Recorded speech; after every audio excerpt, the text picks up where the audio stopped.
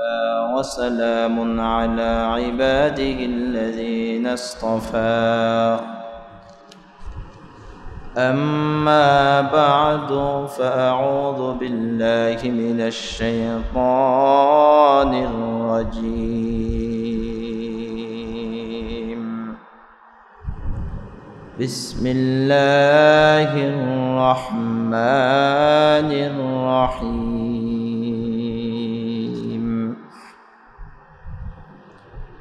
وأقيموا الصلاة وآتوا الزكاة وما تقدموا لأنفسكم من خير تجدوه عند الله إن الله بما تعملون بصير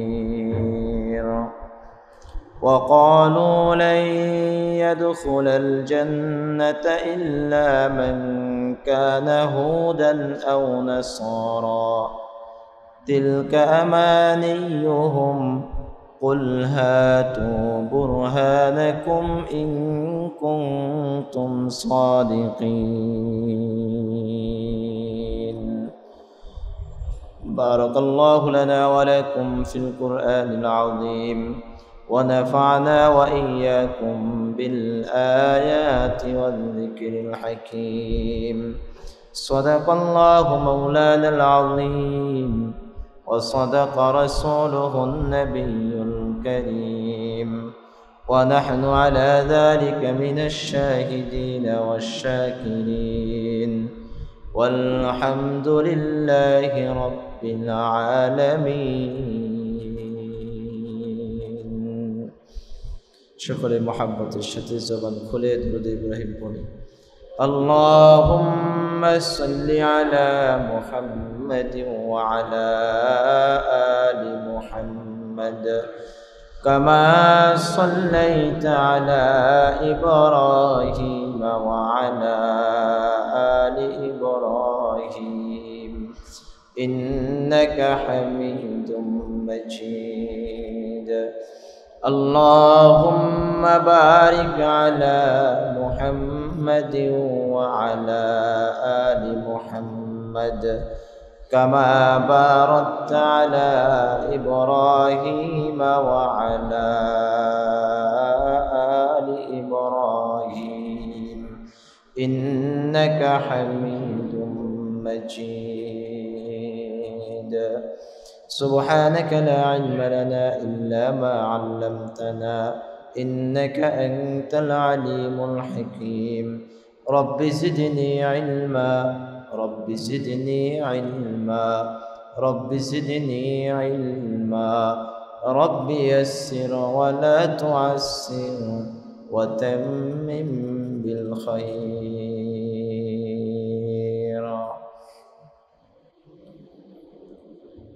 আলহামদুলিল্লাহ আল্লাহ পাকের অসংখ্য শুকর সুজুদ যে মহান মালিক আপনাকে আমাকে সাপ্তাহিক ধারাবাহিক তাফসীর ও কোরআনের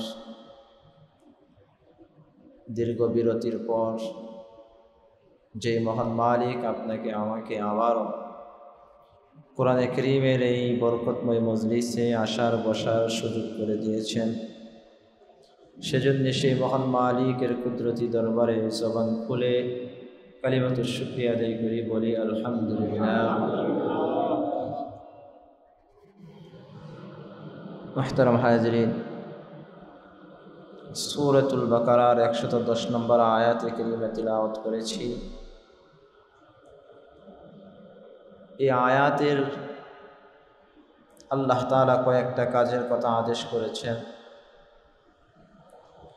যে আয়াতগুলোর সম্পৃক্ততা আগের আয়াতের সাথে। ইহুদিদের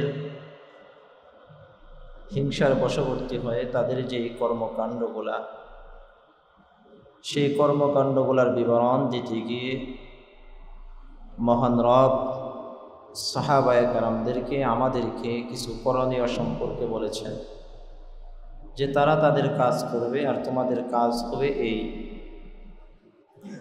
আগের আয়াতে আল্লাহ তাআলা বলেছেন যে তাদের কাছে সত্য আসার পরেও তারা হিংসার বশবর্তী হয়ে তারা এটাকে উপেক্ষা করে, তারা এটাকে অগ্রাহ্য করে চলে। তোমাদের কাজ হলো যে তোমরা তাদেরকে ক্ষমা করে দাও, আল্লাহ তাআলার আদেশ আসার আগ পর্যন্ত তোমরা ধৈর্য ধারণ করতে থাকো। আর 110 নম্বর আয়াতে কারিমায় আল্লাহ তাআলা আরও কয়েকটা কাজের কথা বলতেছেন, 3টা কাজ। 110 নম্বর আয়াতে 3টা কাজের কথা আল্লাহ তাআলা আমাদেরকে আদেশ করতেছেন। 1 নম্বর, ওয়াকিমুস সালাহ। আল্লাহ তাআলার তরফ থেকে স্পষ্ট আদেশ আসা পর্যন্ত তোমরা নামাজ পড়তে থাকো, নামাজ কায়েম করো। ওয়া আতুজ যাকাত, আর তোমরা তোমাদের রব প্রদত্ত তোমাদেরকে যে নিয়ামত দেওয়া হয়েছে, যে সম্পদ তোমাদেরকে দেওয়া হয়েছে, সেই সম্পদ থেকে তোমরা যাকাত প্রদান করো। নামাজ এটা হলো বদনী ইবাদত, আর যাকাত এটা হলো মালি ইবাদত। শারীরিক ইবাদত আরেকটা হলো মালি আর্থিক ইবাদত। দুনোভাবেই ইবাদত করতে থাকো। তারপরের আয়াতের শেষে আল্লাহ তাআলা বলেন, ওয়ামা তুকদ্দিমু লিআনফুসিকুম মিন খায়রিন তাজিদুহু ইনদাল্লাহ। ও বান্দা, ওমা তুকদ্দিমু, আর তোমাদের অগ্রে তোমরা নিজেদের জন্য কিছু কল্যাণ প্রেরণ করো। তোমাদের অগ্রে তোমাদের নিজেদের স্বার্থে তোমাদের নিজেদের জন্যেই কিছু কল্যাণ পাঠাও, কিছু কল্যাণ তোমরা পাঠাতে থাকো। আর তোমরা যে কল্যাণগুলা পাঠাবে, সকল কল্যাণগুলা তাজিদুহু ইনদাল্লাহ, তোমরা এই কল্যাণগুলা আল্লাহ তাআলার কাছে তোমরা পরিপূর্ণরূপে এটা পাবে। সুবহানাল্লাহ। আল্লাহ তাআলার কাছে, অর্থাৎ তোমরা এই আয়াতের দ্বারা আল্লাহ তাআলা উদ্দেশ্য হলো পরকালীন জগতের কথা আল্লাহ তাআলা আমাদেরকে স্মরণ করে দিয়েছেন, যে পরকালীন জগতের আখিরাতের জন্য তোমরা তোমাদের নেক আমলগুলা পাঠাতে থাকো, নেক আমলগুলা তোমরা বেশি বেশি করতে থাকো। আর তোমরা দুনিয়াতে যে নেক আমলগুলো করবে, এই নেক আমলগুলো সবগুলাই তাজিদুহু ইনদাল্লাহ, কার কাছে পাবে তোমরা? আল্লাহ তাআলার কাছে তোমরা পরিপূর্ণরূপে পাবে। এই আয়াত থেকে আল্লাহ তাআলা আমাদেরকে আখিরাতকে নিয়ে ভাবার শিক্ষা দিচ্ছেন। কেন? সূরাতুল হাশরের 28 নম্বর পারা আল্লাহ তাআলা এই কথাটাকে আরো স্পষ্ট করে বলেছেন। সূরাতুল হাশরে 28 নম্বর পারায় আল্লাহ তাআলা আরো ভালো করে স্পষ্ট করে তুলনা করেছেন। আল্লাহ তাআলা বিবরণ দিচ্ছেন, আমাদেরকে ডাক দেয়, ইয়া আইয়ুহাল্লাযীনা আমানুত্তাকুল্লাহ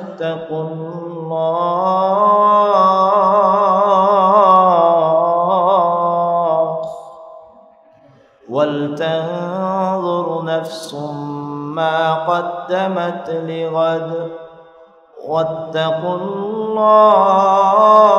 ওয়াত্তাকুল্লাহ ইন্নাল্লাহা খাবীরুম বিমা তা'মালুন।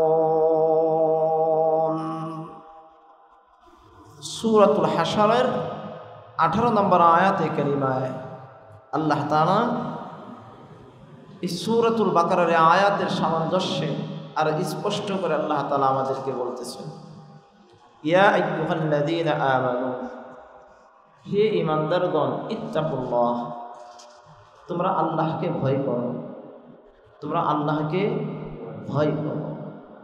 আর ওয়াল তানজুর নাফসুম মা কদ্দামাত লিগাদ, আর তোমাদের জন্য উচিত তোমরা যেন ভাবো, তোমরা যেন চিন্তা করো নিজেদের জন্য মা কদ্দামাত লিগাদ, তোমাদের আগামীকালের জন্য তোমরা কি প্রেরণ করছো, আগামীকালের জন্য তোমরা কি পাঠাচ্ছ, আগামীকালের বিষয়টা নিয়ে তোমাদের ভাবা উচিত, চিন্তা করা উচিত।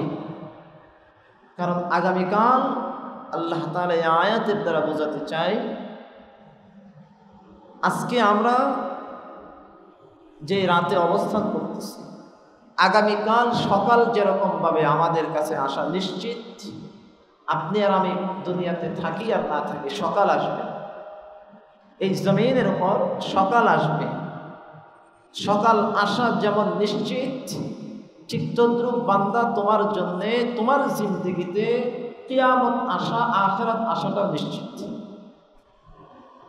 তুমি যেরকমভাবে দুনিয়াতে থেকে আগামীকালের জন্য চিন্তা করতেছো, আমার আগামীকাল কি হবে, আমার আগামীকালের কর্ম পরিকল্পনা কি, চিন্তা করি, রাতে রেখে দেই, শিডিউলে রেখে দেই, এই কাজ আমার আছে। আগামীকালকে নিয়ে আপনি আর আমি যেমন করে দুনিয়াতে চিন্তা করি, আল্লাহ তাআলা এই কিয়ামতকে উদ্দেশ্য করেছেন আগামীকাল বলে। অর্থাৎ বান্দা, তুমি আগামীকাল সামনে যে তোমার জন্য যে কিয়ামত আছে, আখিরাত আছে, এই আখিরাতকেও নিয়ে তুমি একটু ভাবো, তুমি একটু চিন্তা করো যে তুমি আখিরাতের জন্য কি করছো। একটা আরেকটা ব্যাখ্যা হলো যে বান্দা, দুনিয়ার সময়টা বড় স্বল্প, বড় স্বল্প। আখিরাতের হিসেবে কয়েকটা দিন, আখিরাতের হিসেবে 1 মাসও হবে না, আখিরাতের হিসেবে 2 সপ্তাহ হবে না, মাত্র কয়েকটা দিন হবে দুনিয়ার। আল্লাহ তাআলা যে মানুষ সৃষ্টি করেছেন, মানুষ সৃষ্টির যে বয়স সীমা, ইতিহাস ঘাটলে দেখা যায় মাত্র কয়েক হাজার বছর মানুষ সৃষ্টির সময়সীমা, হয়তো 3-4 হাজার বছর বা এমন হবে। আব্বাজান আদম আলাইহিস সালাম থেকে নিয়ে আমাদের পর্যন্ত এই জমিনের উপর মানুষ প্রেরণ করার হিসেবে পৃথিবীর বয়স মাত্র কয়েক হাজার বছর। আর আল্লাহর রাসূল আখিরাতের হিসেবে বলেছেন দুনিয়ার 1000 দিন আর আখিরাতের 1 দিন। দুনিয়ার 1000 দিন, আখিরাতের 1 দিন। তো ওই হিসেবে ক্যালকুলেশন করেন না দুনিয়ার বছর কতদিন হয়, কতদিন হয়। আর যদি ফুললি দুনিয়ার হিসাবটা করেন, পৃথিবীতে আল্লাহ তাআলা এই পৃথিবীকে কতদিন সৃষ্টি করেছেন ফুললি, তাহলে হয়তো কয়েক লাখ বছর হতে পারে। কারণ এই ফুল হিসাব তো কারো কাছে নাই, একমাত্র কার কাছে আছে? আল্লাহ পাকের কাছে আছে। কারণ আল্লাহ তাআলা প্রথমে আসমান সৃষ্টি করেছেন, তারপরে জমিন সৃষ্টি করেছেন, এরপরে অনেক মাখলুকাত সৃষ্টি করেছেন। আমাদেরও আগে আল্লাহ তাআলা জিন্নাত সৃষ্টি করেছেন, সর্বশেষ আল্লাহ তাআলা মানুষ সৃষ্টি করেছেন। তাফসীরের কিতাবে আনুমানিক হারে বয়স সীমা লিখে পৃথিবীর বয়সকে যদি ধরা হয় তাহলে হয়তো কয়েক লাখ বছর হতে পারে। কয়েক লাখ হোক আর যতটুকুই হোক, কিন্তু আখিরাতের হিসেবে কতদিন হবে, আখিরাতের হিসেবে কতদিন হবে। কিয়ামত আপনার আর আমার কাছে আসা নিশ্চিত, আপনার আর আমার মরণ নিশ্চিত। কুল্লু নাফসিন যায়িকাতুল মাউত সুম্মা ইলাইনা তুরজাউন।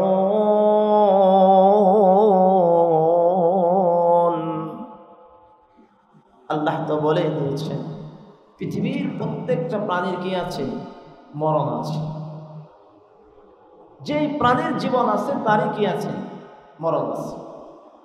এ মানুষ বলে কথা না, পৃথিবীতে যত মাখলুক আছে, পৃথিবীতে যত প্রাণী আছে, যেই প্রাণীর জীবন আছে ওই প্রাণীরই কি আছে? মরণ আছে। সুম্মা ইলাইনা তুরজাউন। রব্বে করিম বলেন সব তোমরা আমার দিকে ফিরে আসবে, আমার দিকেই ফিরে আসবে।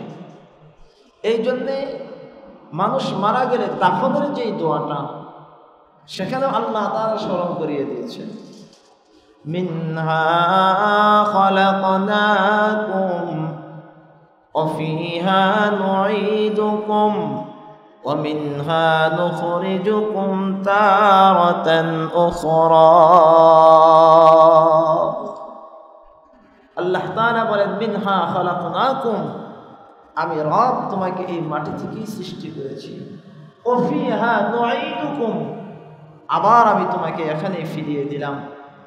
আবার শুনে নাও, ওয়ামিনহা নুখরিজুকুম তারাতান উখরা, অতি দ্রুতই আবার তোমার এখান থেকে পুনরুজ্জীবিত হবে, আবার তুমি পুনরুজ্জীবন লাভ করবে, আবার তোমাকে জীবিত করা হবে। রব বারবার বলে দিয়েছে। এই জন্য আল্লাহ তাআলা বলেন, বান্দা তুমি আগামীর চিন্তা করো, আগামীর চিন্তা করো, তোমার পরকালীন জিন্দেগিতে তুমি কিভাবে কাটাবে তুমি এটা চিন্তা করো। এই চিন্তা ফিকির যারা করতে পেরেছে তারা কামিয়াব হয়েছে। এই চিন্তা ফিকির যারা করতে পারে নাই, যারা শুধু দুনিয়া কেন্দ্রিক যাদের চিন্তা চেতনা ছিল, তারা নাকামিয়াব হয়েছে, তারা ব্যর্থ হয়েছে। সাইয়্যিদুনা হযরত আবু বকর সিদ্দিক রাদিয়াল্লাহু তাআলা আনহু এত চিন্তিত ছিলেন আখিরাতকে নিয়ে, কবরকে নিয়ে। সকলেই জানেন সাইয়্যিদুনা হযরত উসমান রাদিয়াল্লাহু তাআলা এত চিন্তিত ছিলেন, কবরের পাশ দিয়ে যখন যাইতেন, কবরের পাশ দিয়ে যাওয়ার সময় সাইয়্যিদুনা হযরত উসমান এই পরিমাণ কান্না করতেন, কান্না করতে করতে শিশু বাচ্চার মতন দু চোখ বেয়ে বেয়ে অশ্রু পড়ে পড়ে তার দু গাল ভিজে যেত, হাউমাউ করে কাঁদতেন। হযরত উসমান রাদিয়াল্লাহু তাআলা আনহুকে কেউ প্রশ্ন করল, কবর দেখলেই এত কাঁদেন কেন? কবর দেখলেই কেন এত কাঁদেন? এত কান্নার কারণ কি?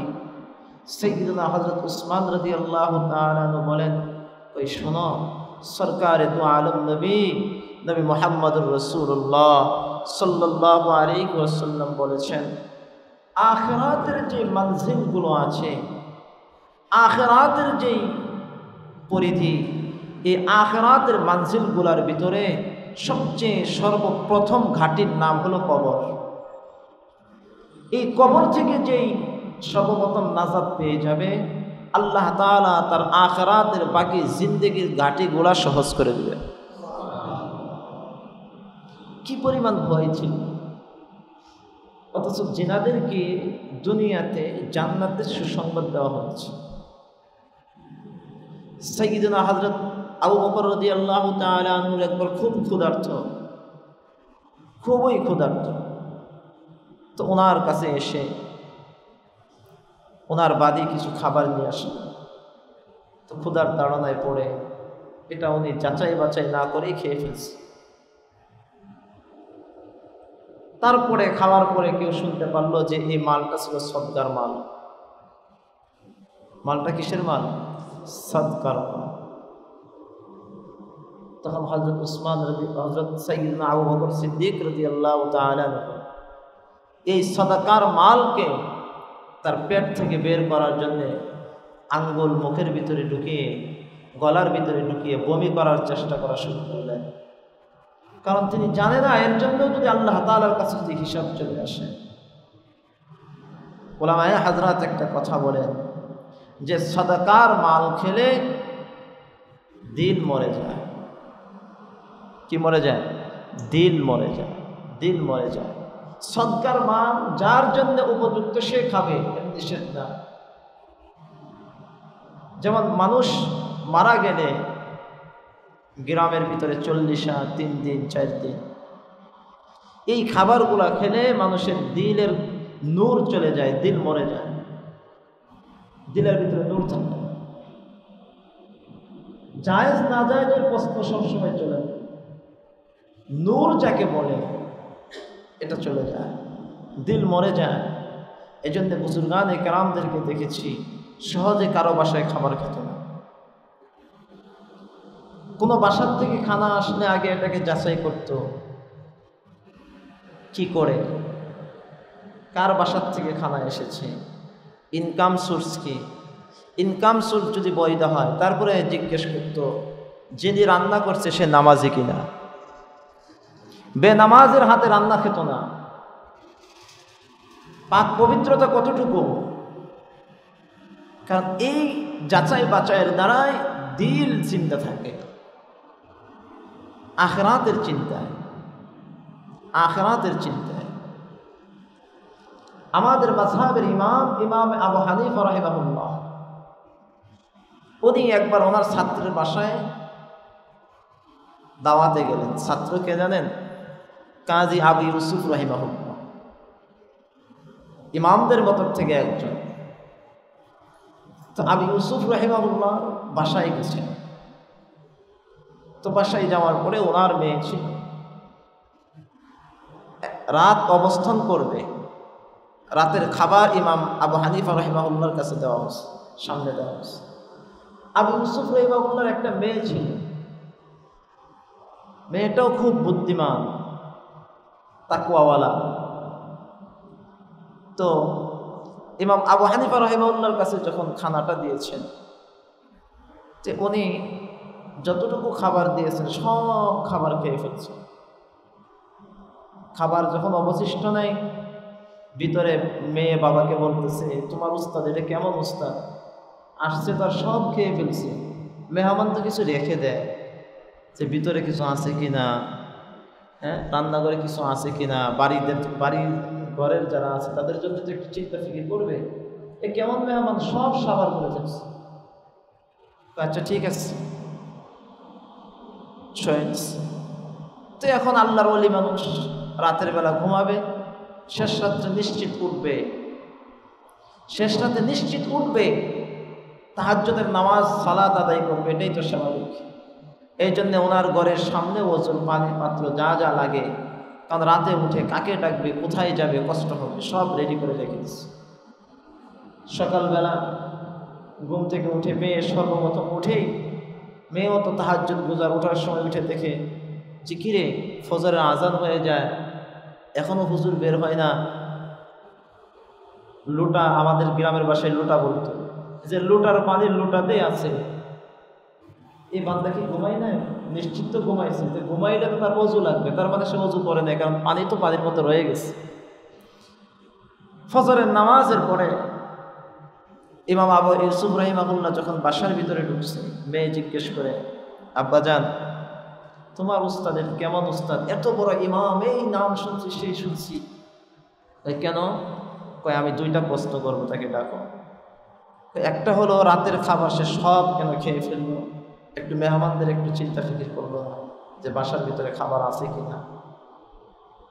2 নাম্বার হলো যে উনি তাহাজ্জুদের নামাজ পড়েন।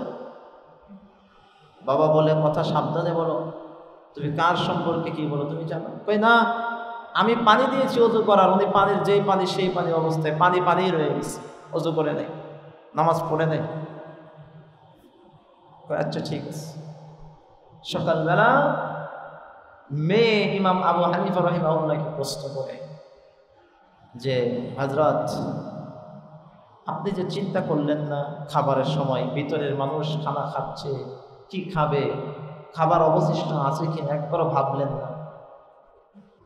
আর 2 নাম্বার হলো, আপনি কি তাহাজ্জুদের নামাজ পড়েন নাই? আপনার পানি তো ওই অবস্থায় রয়ে গেছে। সাইয়্যিদুনা ইমামে আযম আবু হানিফা রাহিমাহুল্লাহ মাকে ডাক দিয়ে বলে, মেয়ে তুমি শোনো, তুমি আমাকে যেই প্রশ্ন করেছো 1 নম্বর প্রশ্নের জবাব। হে মেয়ে শোনো, আমি কেন তোমাদের চিন্তা করি নাই, কারণ এই খাবারটা যখন আমার সামনে তোমরা দিয়েছো, তখন আমি অন্তরের চক্ষু দিয়ে দেখতে পাইতেছিলাম এই খাবারের উপর আসমান থেকে মালিকের এত জোরে রহমত আসতেছিল, এই পরিমাণ রহমত বর্ষিত হতেছিল। আমার মনে চাচ্ছিল এই রহমত থেকে আমি ইমাম আবু হানিফা যাতে করে কোনোভাবেই মাহরুম না হই। আমি আসলে তো খানা খাই নেই, আমি এই রহমত থেকে, এই খাবারের উপর যে রহমত পড়তেছে, বৃষ্টির মতন করে রহমত বর্ষিত হচ্ছে, আমি দেখতে পাচ্ছিলাম।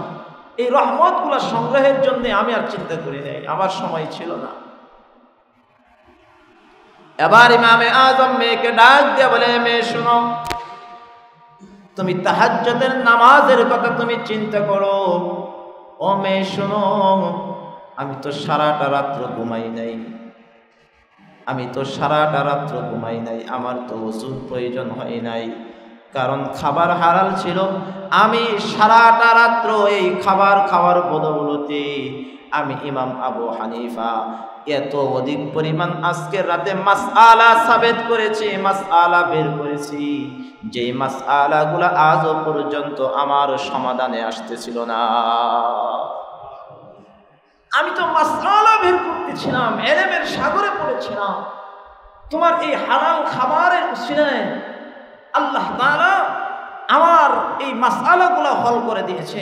আমি প্রায় 40টা মাসআলা আজকের এই রাতে আমি বের করেছি। সুবহানাল্লাহ।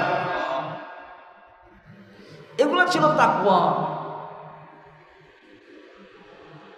এই জন্য রব্বে কারীম ডাক দিয়ে বলে, বান্দা ওয়ামা তুকদ্দিমু লিআনফুসিকুম মিন খায়রিন তাজিদুহু ইনদাল্লাহ। ওহে বান্দা, তুমি তোমার জীবনের অগ্রে কিছু প্রেরণ করো, আখিরাতের কথা চিন্তা করো। তোমার এই 60-70 বছরের জিন্দেগিতে তুমি যা যা করবে তাজিদুহু ইনদাল্লাহ, তুমি পুঙ্খানুপুঙ্খানুরূপে সব তোমার রবের কাছে তুমি পাবে, সব তুমি পাবে। তুমি তোমার আখিরাতের কথা একটু চিন্তা করো, আখিরাতের কথা চিন্তা করে তারপরে তুমি তোমার জীবনটাকে তুমি সাজাও। আপনারা আমার রব কত সুন্দর করে নসিহত করেছেন আপনাকে আমাকে, কত সুন্দর করে আপনাকে আমাকে গাইডলাইন করেছেন, কিন্তু চলছি তো চলছি। আল্লাহ তার আয়াতের শেষে কি বলে? ইন্নাল্লাহা বিমা তা'মালুনা বাসীর, ইন্নাল্লাহা বিমা তা'মালুনা বাসীর। আল্লাহ তাআলা এই আয়াতে আরো সুন্দর শিক্ষা দিচ্ছেন আপনার আমার জন্য। ছোট্ট এই আয়াতটা আমি আমাদের দক্ষিণখান আল আরাফা ব্যাংকের যে কাউন্টার থাকে, লেনদেনের যে কাউন্টার থাকে আল আরাফা ব্যাংকের দক্ষিণখান শাখা, তো ওখানে আমি হঠাৎ গেলাম একদিন বিল দেওয়ার জন্য। যাওয়ার পরে দেখি যে আয়াতটা তারা ক্যালিগ্রাফি করে পিছনে টানে রাখছে। আমি মনে মনে বললাম, নিজেই নিজেকে বলতেছি যে আয়াতটা এটা কি শো হিসেবে রাখছে নাকি এর মর্ম তারা বুঝে? যদি বুঝে তো আলহামদুলিল্লাহ, যদি বুঝে তো আলহামদুলিল্লাহ। তাহলে এই আয়াত যতক্ষণ পর্যন্ত কোনো বান্দার চোখে থাকবে আর ও বান্দা যতক্ষণ পর্যন্ত আয়াতের মর্মার্থ বুঝবে ততক্ষণ পর্যন্ত ওই বান্দার দ্বারা কখনোই চুল পরিমাণ কোনো গুনাহ হবে না, সম্ভব না। ইন্নাল্লাহা বিমা তা'মালুনা বাসীর, নিশ্চয় আল্লাহ তাআলা সব কিছু দেখেন তোমরা যা করো। আয়াতের অর্থ আল্লাহ তাআলা সব কিছু জানেন, সব কিছু দেখেন। আয়াতের অর্থ কি? আল্লাহ সব কিছু জানেন, সব কিছু দেখেন। তো আল্লাহ আপনাকে আমাকে দেখতেছি, এটা যদি আপনারা আমার চলাফেরার সবসময় যদি আমার চোখের সামনে থাকে, তাহলে তো দুনিয়ার কোনো মানুষের পক্ষে গুনাহ সম্ভব না। আর যদি এটাকে শুধু সাজানোর জন্য যদি রেখে দেওয়া হয় তাহলে তো সম্ভব। যেই সেই মানে অবস্থাটা হলো এরকম যে আমরা শিশু বাচ্চা, আমাদের কাছে স্বর্ণই কি মাটি কি সব সমান। শিশু বাচ্চার মতন খেলাধুলা করতেছে, স্বর্ণ নিয়ে, মাটি নিয়ে, কাদা নিয়ে, যা ইচ্ছে তাই। ইদানিং সারা দেশের বিভিন্ন জায়গায় এখন বর্তমানের স্কুলের স্টুডেন্টরা দেয়াল লেখন লিখতেছে বিভিন্ন জায়গায় বিভিন্ন রঙে, কেউ যে যার মতন করে সাজাচ্ছে পারতেছে, কেউ আরবিতেও সাজাচ্ছে, আরবিতে কেউ আয়াতগুলা লিখতেছে। আয়াতগুলা যে লিখতেছে এই পথচারীরা ওই আয়াতগুলার মর্ম যদি বুঝতো, মর্ম যদি জানতো, আপনি আর আমি যারা পথচারী আছি, আল্লাহ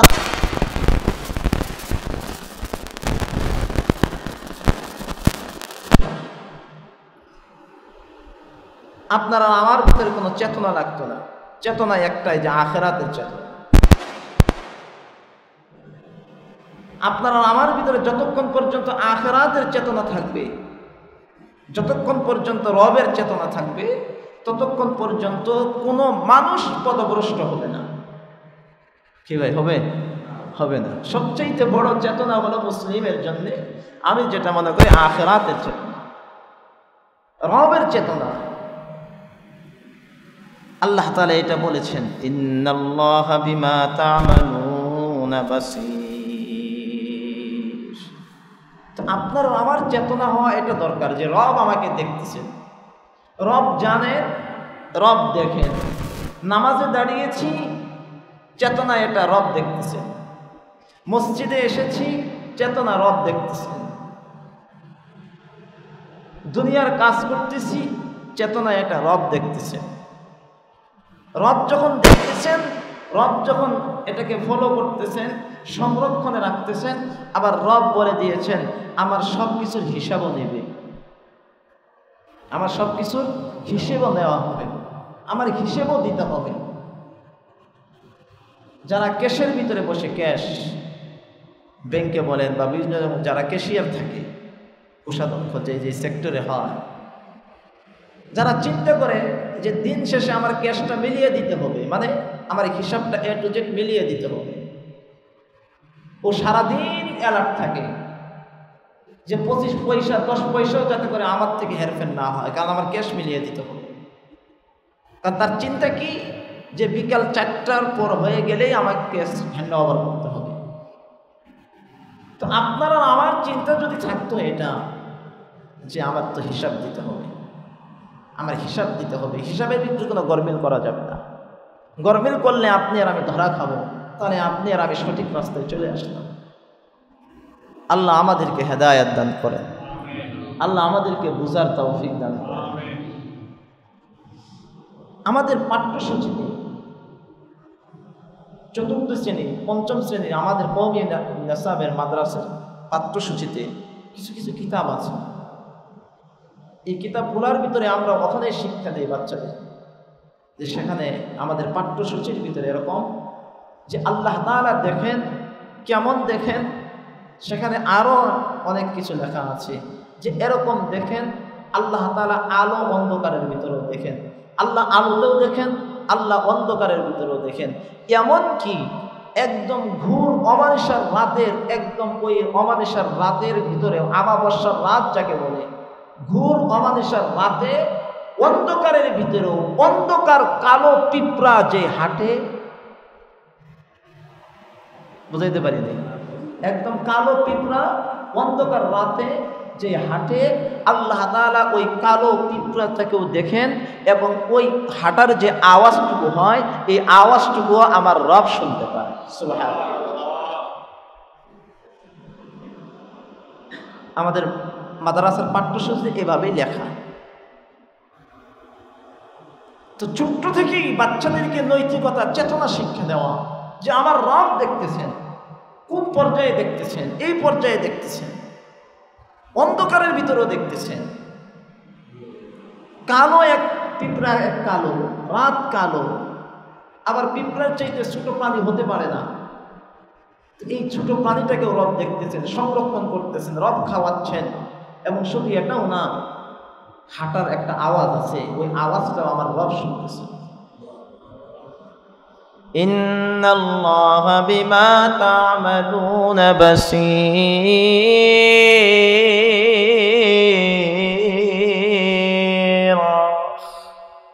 আল্লাহ জানে, আল্লাহ দেখে।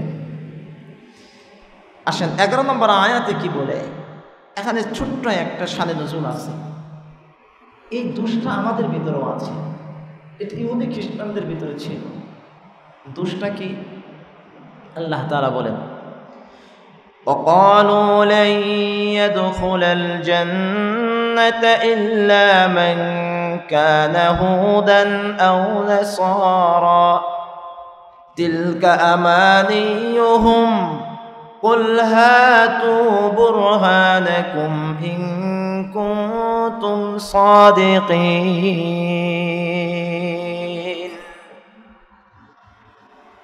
শানে নজুল হলো, এই আয়াতের শানে নজুলটাকে শুনে নেন। 111 নম্বর আয়াতের শানে নজুল। তাফসীরে জালালাইনের মাঝে আল্লামা জালালউদ্দিন সুয়ুতী রাহিমাহুল্লাহ দিচ্ছেন, আল্লাহ রসুলের কাছে একবার নাজরান থেকে খ্রিস্টানের এক প্রতিনিধি দল আসে, আর সেখানে ইহুদিরাও ছিল, খ্রিস্টানরাও ছিল। তো তারা এই দুই দল পরস্পরের ভিতরে ঝগড়া করতেছে। ঝগড়াটা কি? ঝগড়াটা হলো, খ্রিস্টান বলতেছে যে জান্নাতে গেলে আমরাই যাব, জান্নাতে গেলে শুধু আমরাই যাব। ইহুদিরাও বলতেছে যে জান্নাতে গেলে আমরাই যাব। মানে এমন দুই দল ধাক্কা ধাক্কি, মানে আমরাই সলিড, আমরাই সঠিক পথে আছি, আর বাকি কেউ সঠিক পথে নেই। এই এদের ঝগড়ার পরিপ্রেক্ষিতে আল্লাহ তাআলা আয়াত নাযিল করলেন। আল্লাহ তাআলা বলতেছেন, নবী আপনি তাদেরকে বলেন, এমন ঝগড়ার অভ্যাস এখন বর্তমানে এই ইহুদি খ্রিস্টানদের সিফতগুলো মুসলমানদের ভিতরেও আছে। আর মুসলমানদের ভিতরে যে দলগুলা যে দল করে, রাসূল বলেছে না ৭২ ফেরকা হবে, ৭৩টা হবে, ৭২টা জাহান্নামে, একটা যাবে কোথায়? জান্নাত। এই সবগুলো কিন্তু মুসলমানের ভিতরে ৭২টা, মুসলমানের বাইরে কিন্তু না, সব কি মুসলমানের ভিতরে। এই মুসলমানের ৭২ বলেন ৭৩ বলেন, পুরো ৭৩ দলটা এই যে যার জায়গার থেকে এখন ইহুদি খ্রিস্টানদের মতো দাবি করে জান্নাতে গেলে আমরাই যাব, হকের উপরে আর থাকলে আমরাই আছি। জি ভাই, কথাটা কি ঠিক? সুন্নি বলেন, কওমি আলেম বলেন, তমুক বলেন, চমুক বলেন, রাজারবাগী বলেন, সুরেশ্বরী বলেন, বা যা বলেন, যত দল হতে পারে, দুনিয়ার হাইসিয়ত একই হালত। আওয়ামী লীগ বলেন, বিএনপি বলেন, জামাত বলেন, ইসলামী আন্দোলন বলেন, খেলাফত বলেন, ওই বলেন, সে বলেন, যে যার জায়গা থেকে আমরাই সঠিক। কি? আর অন্য দল একটাও সঠিক না। এই রূপটা এটা আমাদের ছিল না, এই মতবাদটা ছিল ইহুদি খ্রিস্টানদের। ইহুদিরা বলতো জান্নাতে গেলে আমরাই যাব, তো নাসারারা প্রতিবাদ করে, কই না জান্নাতে গেলে আমরাই যাব। আল্লাহ বলতেছে, وقالوا لن يدخل الجنة إلا من كان هودا أو نصارى تلك أمانيهم قل هاتوا برهانكم إن كنتم صادقين।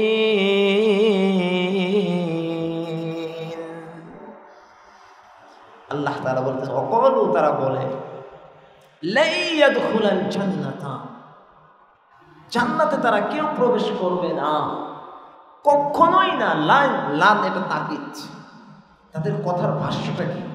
জান্নাতে কখনোই কেউ যেতে পারবে না, জান্নাতে কখনোই কেউ প্রবেশ করতে পারবে না, ইল্লা, তবে, মান কানা হুদান আও নাসারা, হয়তো ইহুদিরা জান্নাতে যাবে, তা না হলে খ্রিস্টানরা জান্নাতে যাবে।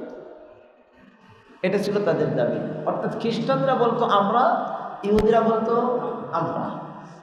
আল্লাহ বলতেছেন, তিলকা আমানিয়ুহুম, এই যে কথাটা, তাদের যে দাবিটা, এটা এই দাবিটা, এই কথাটা পুরাটাই তাদের এটা ধারণা প্রসূত, তাদের মনের ভাষণা।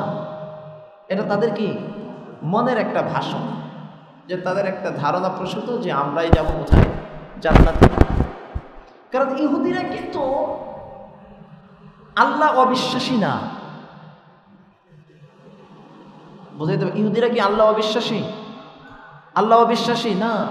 ইহুদিরা নবীর বংশধর, ওনারা কিন্তু কাকে মানে? আল্লাহকে মানে, দিন মানে। হযরত ইসহাক ইয়াকুব আলাইহিস সালাতু ওয়াস সালামের বংশধর। খ্রিস্টানরাও কিন্তু আল্লাহ মানে, কিন্তু শিরিক করে। কিন্তু আগের খ্রিস্টান, আগের নাসারা ইহুদি আর বর্তমান নাসারা, বর্তমান খ্রিস্টানরা কিন্তু এক না। এখনকার ইহুদি আগের ইহুদিরা কিন্তু এক না। আগের ইহুদিরা আহলে কিতাব ছিল, তাদের উপরে হযরত মূসা আলাইহিস সালাতু ওয়াস সালামের তাওরাত অবতীর্ণ হয়েছে, তাদের উপরে হযরত দাউদ আলাইহিস সালাতু ওয়াস সালামের জাবুর অবতীর্ণ হয়েছে, হযরত ঈসা আলাইহিস সালাতু ওয়াস সালামের ইনজিল আসমানি কিতাব তাদের উপরে নাজিল হয়েছে। এই জন্য বর্তমানগুলোর সাথে আগের কিতাবের মিলাই ফেলেন না, কারণ এখন যা আছে সব কাফের, এরা আল্লাহই মানে না।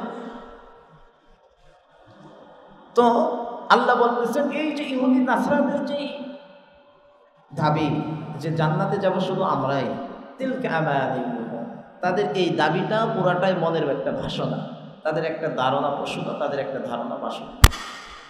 আল্লাহ বলে ঠিক আছে, তারা যদি দাবি যখন করতেছে, নবী আপনি একটা কথা বলেন তো, বলেন কুল হাতু বুরহানাকুম, আপনি তাদেরকে তাদের দাবির পক্ষে দলিল পেশ করতে বলেন। তাদের দাবির পক্ষে কি পেশ করতে বলেন? দলিল পেশ করতে বলেন। ইন কুনতুম সাদিকিন, যদি তারা তাদের দাবি অনুযায়ী সত্যবাদী হয়, যদি তারা কি হয়? সত্যবাদী হয়, তাহলে তাদের দাবির পক্ষে দলিল পেশ করতে বলেন যে তারাই শুধু জান্নাতে যাবে, আর কেউ জান্নাতে যাবে না। এই যে তাদের দাবি, তাদের দাবির পক্ষে ডকুমেন্ট দিতে বলেন, প্রমাণ দিতে বলেন, দলিল পেশ করতে বলেন। বলেন পারবে কোনো দলিল পেশ করতে? কোনো দলিল পেশ করতে পারবে না। আল্লাহ বলেন কই জান্নাতে যাবে কারা?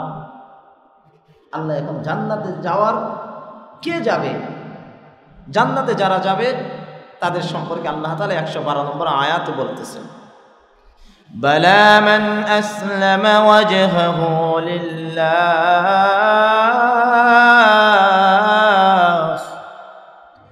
বালা মান আসলামা ওয়াজহাহু লিল্লাহ ওয়া হুয়া মুহসিনুন ফালাহু আজরুহু ইনদা রাব্বিহি ওয়ালা খাউফুন আলাইহিম ওয়ালা হুম ইয়াহজানুন।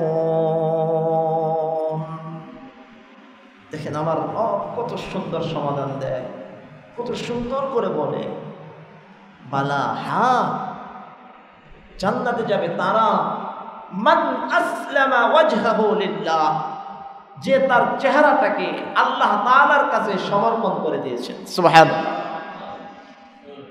যে তার জীবনটাকে, যে তার চেহারাটাকে রবের কাছে আনুগত্যের জন্য কি করেছেন? সমর্পণ করে দিয়েছেন। সে কোথায় যাবে? জান্নাতে যাবে। আপনাকে আরেকটু ভাঙিয়ে দিই, ইসলাম শব্দের অর্থ কি? ইসলাম, ঈমান, ইসলাম শব্দের অর্থ যেটা, ইসলাম শান্তির ধর্ম, ইসলাম অর্থ শান্তি না। ইসলাম শব্দের অর্থ হলো সমর্পণ করা, আত্মসমর্পণ করা। ইসলাম থেকে মুসলমান, ইসলাম শব্দ থেকেই কি শব্দ গঠিত হয়েছে? মুসলমান শব্দ গঠিত হয়েছে। যে মুসলমান নিজেকে আল্লাহ তাআলার কাছে সঁপে দেয়, আত্মসমর্পণ করে দেয়, আল্লাহ তাআলার আইনের কাছে, সরকারে দু আলম নবী মুহাম্মদুর রাসূলুল্লাহ সাল্লাল্লাহু আলাইহি ওয়াসাল্লাম যা এনেছেন তার কাছে সবগুলো মেনে নিয়ে মুসলমান এটাকে কি করে দেয়? আত্মসমর্পণ করে দেয়। মুসলমান সব নিজেকে সঁপে দেয়।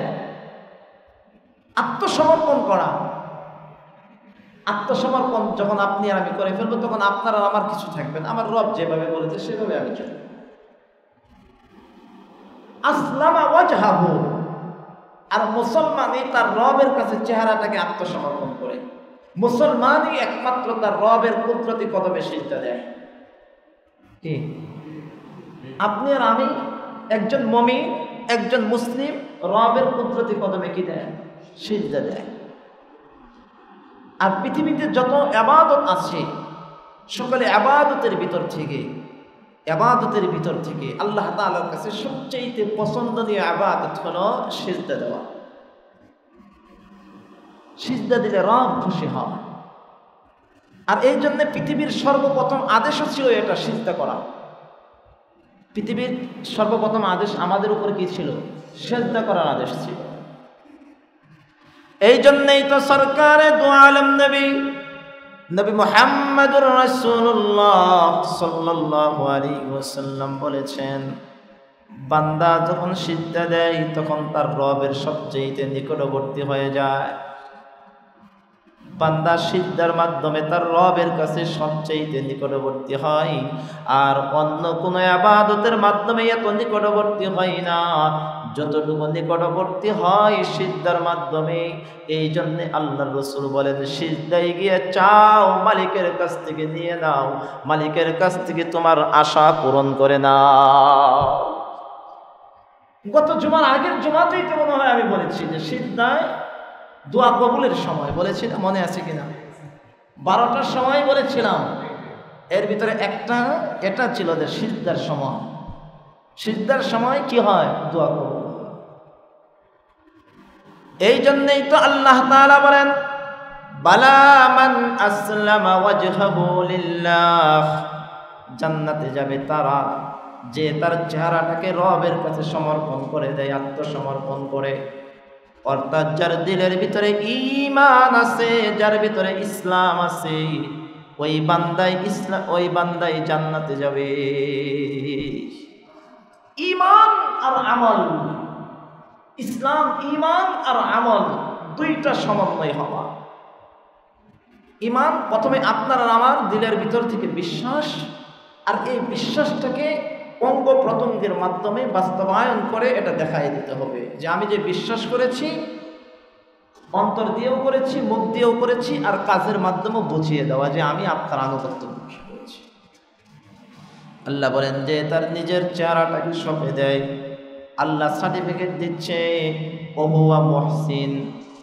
বলেন না ওহুয়া, জবানটা বলেন না, ওহুয়া মুহসিন। মুহসিন আল্লাহ বলেন সে হলো সৎকর্মশীল। সুবহানাল্লাহ। যে তার নিজের চেহারাটাকে রবের কাছে সঁপে দেয়, ও হুয়া মুহসিন। মুহসিন শব্দের অর্থ হলো সৎকর্মশীল, যে সৎকর্ম করে। অনেকের নাম কিন্তু আছে মুহসিন, এটা বড় সুন্দর নাম, সৎকর্মশীল। যে তার চেহারাটাকে রবের কাছে সঁপে দেয়, ও হুয়া মুহসিন, আল্লাহ বলেন সে হলো সৎকর্মশীল। সে কিশীল? সৎকর্মশীল। আর সৎকর্মশীল বান্দাদের জন্য কি আছে? রব বলেন, ফালাহু আজরুহু ইনদা রাব্বিহ। মুসলমান ভাইরা রে আমার রব সুন্দর করে তুলে ধরেছেন। আল্লাহ তাআলা বলেন, ফালাহু আজরুহু ইনদা রাব্বিহ। আর এই নেককার সৎকর্মশীল বান্দাদের জন্য তার রবের কাছে মহা প্রতিদান রয়ে গিয়েছে। ফালাহু আজরুহু ইনদা রাব্বি, তার মালিকের কাছে তার প্রতিদান আছে, তার প্রতিদান আছে। আল্লাহ তাআলা বলেন শুধুই কি তা কই না, ওয়ালা খাউফুন আলাইহিম ওয়ালা হুম ইয়াহজানুন। আর এমন বান্দাদের জন্য কোনো ভয় নাই, কোনো পেরেশানি নাই। ওয়ালা খাউফুন আলাইহিম, এমন বান্দাদের জন্য আমি আল্লাহ কোনো ভয় রাখি নাই। তাদের ভয় কবরেও নাই, তাদের ভয় হাসরেও নাই, মিজানেও নাই, পুলসিরাতেও নাই। এই বান্দাগুলা আমার কাছে আসবে। এই বান্দাগুলা যখন আমার কাছে আসবে, আসতে দেরি হবে, কিন্তু আমার তৈরি জান্নাত যাইতে একটা সেকেন্ডও দেরি হবে না। অন্য আয়াতে কারিমা ওয়ালা হুম ইয়াহজানুন, ইহজানুনের ব্যাখ্যায় অন্য আয়াতে আল্লাহ তাআলা বলে দিয়েছেন তাদের কোনো পেরেশানি নাই। পেরেশানি কই, কিসের পেরেশানি? দুনিয়ার ব্যাপারে তাদের কোনো পেরেশানি থাকবে না। আপনি আর আমি চলে যাব, আপনার আর আমার চলে যাওয়ার পরে আমার পরিবার কিভাবে চলবে, আমার সন্তান কিভাবে চলবে, আমার ব্যবসা বাণিজ্য কে দেখবে, আমার দায়িত্ব কে নেবে? আল্লাহ বলেন বান্দারে ওয়ালা হুম ইয়াহজানুন, তুমি নেককার বান্দা, সৎকর্মশীল বান্দা, তুমি আসো আসো। তুমি দুনিয়াতে থাকবে না, তুমি না থাকলেও আমি আল্লাহ স্বয়ং তোমার পরিবারের জিম্মাদার হয়ে গেলাম। আমি আল্লাহ তোমার পরিবারের জিম্মাদার, আমি রব তোমার সন্তানের জিম্মাদার হলাম, আমি তোমার আহলিয়ার জিম্মাদার হলাম, তোমার মেল ফ্যাক্টরি ব্যবসা বাণিজ্যের জিম্মাদার হলাম। তোমার কোনো টেনশনের কোনো দরকার নেই।